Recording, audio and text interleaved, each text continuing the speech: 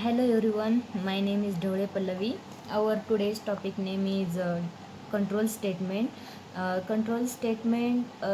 provide a multiple control statement which control of flow of Java program. Some statement are called as control statement. There are three main types of statement. Firstly is a decision making statement. Second is jump statement, and third is loop statement. Firstly, we will only discuss decision making statement.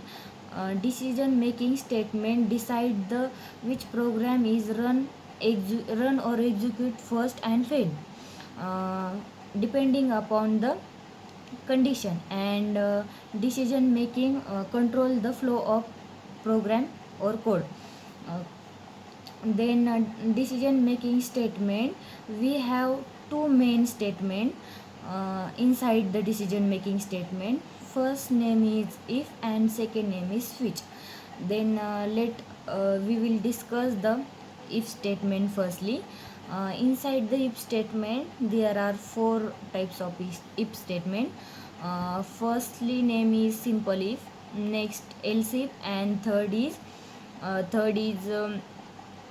nested if else, and if else ladder.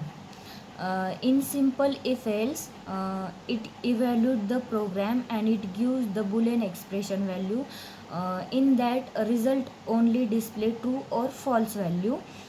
If condition, if block of code is executed, then it returns the only true value, otherwise false. Then second is if else statement. In if else statement, where block of code is executed, then it return the true value, and then otherwise it goes to else part of the statement. And third is LCP ladder. LCP ladder we can use if you want to take multiple LCP under the only single if. It is called as LCP ladder. Then third is nested if else. In that nested if else, we can take multiple if condition at a time at one program. And the second type of decision making statement is a switch. Switch can contain multiple block of code depending upon our choice. It maintain the choice when we take input choice one, then it will be gives the output in case.